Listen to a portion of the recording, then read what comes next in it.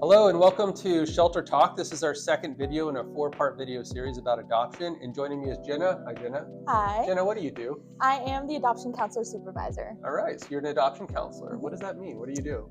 So I process our adoption applications, I do the adoption meets, I will help you before the adoption process, after the adoption process. So I'm just here for everything adoption related. So you're guiding us through the whole process. Yes. Okay, and in this video, we're going to give pro tips on adoption. So things that we think people need to know to get ready for adoption, or just a general overview of like information that we think will be useful in guiding an adoption decision process.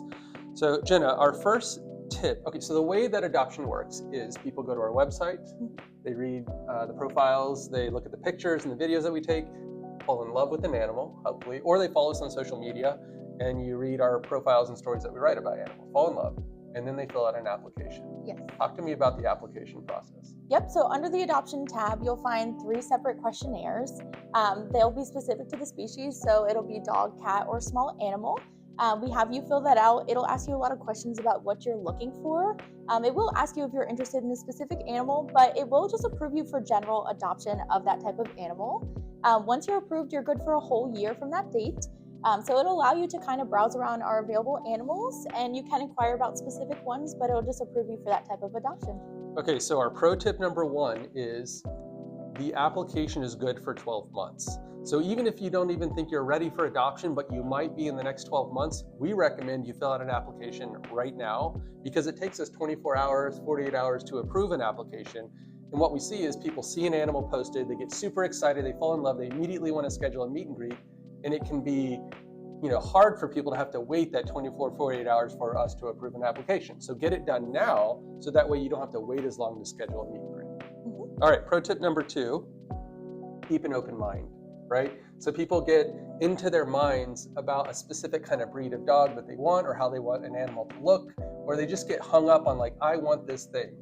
Our pro tip is to keep an open mind. Like, we'll come in, we'll let you meet with the animal that you want to meet with, but we also want to encourage people to keep an open mind, because maybe that meet and greet doesn't work out, but yet we have a whole shelter full of incredible animals. So Jenna, what is your take on like encouraging people to keep an open mind? Why is that important? Yeah, so think about yourself, think about your lifestyle and where you want that animal to fit into it. And that can help us create a better match for you. So we'll absolutely let you see if you have a specific one that you're really interested in and you want to spend some time with them. We can definitely do that. But we are here to kind of learn you first and know our animals on the other side and see what we think could be a good fit for you. So just be open to maybe browsing a couple. Sometimes a profile online is not exactly what you're going to see in person. So it's good to just spend some time with them, get to know the animals, and let us find a good fit that works for both ends. Yeah, and if you keep an open mind and let us introduce you to another dog or two that we think might be a good fit for your lifestyle based on the information that you've given us in that questionnaire, then these animals will charm you, right? They can be cute, and maybe they aren't the one you had in mind, but they might be the right fit for your family and lifestyle. And we call it an application questionnaire, not an application, we call it a questionnaire because it gives you more information about people's lifestyles to help you do your job better at guiding people through the process, right? Okay, so let's talk about the fees, adoption fees. How much does it cost to adopt a dog and a cat? So we go off of size and age. So anything that is either 25 pounds and under or 6 months and under will be $285.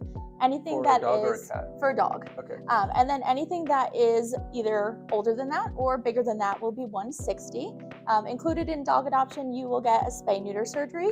They will get microchipped. They'll be fully vaccinated, included with a rabies. They will get tested for heartworm and have a complete vet exam. So all of that's included in the dog adoption. For cats, it is $160 for anything under 6 months, or just under 6 months, and then is $110 for anything older than that. So that will also include spay-neuter surgery, microchip, vaccines, and a complete vet exam. So that's a good value. Yeah. So our pro tip is like, it's a great value. Like, think about like the value of those surgeries alone and compare that to the adoption fee. It's good. And then they can add on certain things too. Like what? So we have different blood work panels that you can add on. We have parasite testing. So if you want a GI parasite panel, we can test for Lyme and other tick-borne illnesses. We can test for FIV, FELV. We even have a wisdom panel if you want to know their full breed background and their medical information. So lots of different things you can add on. All right. Okay, and so Jenna, give us one more pro tip, like something that you, like a question that you get a lot that that you want to answer kind of here. Yeah. So I always tell people, come with an understanding that you are meeting an individual animal. So they're going to be nervous. You might be nervous. You're not going to get their full self in the first 10 minutes that you meet them. We have different options like foster to adopt or dog stay out, where you can spend more time with them to get to know them a little bit better. But we're here to answer those questions about how they are on their day-to-day. So ask any questions that you might have and understand that you're not going to see their full self in the first 10 minutes. Right, but keep an open mind. But we have spent more time with these dogs and cats and other animals, and their personality, they've opened up to us, they've gotten more comfortable with us. So you know about their personality better than maybe the first impression that they're presenting with in that moment, right? So you can pass that information on to folks. Yep, and for most of our meets, especially with dogs, we'll always try and have a staff member that works with them back in the kennel be present for the meet, because they'll be able to answer questions about how they are with feeding times, how are they on their walks, and things like that that maybe I wouldn't be able to answer for you. So our final pro tip is their first impression may not be a perfect first impression, but keep an open mind and trust the expertise of the folks who are guiding you through the adoption process. All right, well, thank you for joining us in this second video. I also want to point out that Jenna and I are wearing swag, York County SPCA swag. So this is our fall lineup, and this is our, that's our Pit Bull month. Yeah, Pit Bull Awareness Month. So please consider purchasing our merchandise. It supports the York County SPCA and allows us to save more animal lives. So we'll see you in the next video.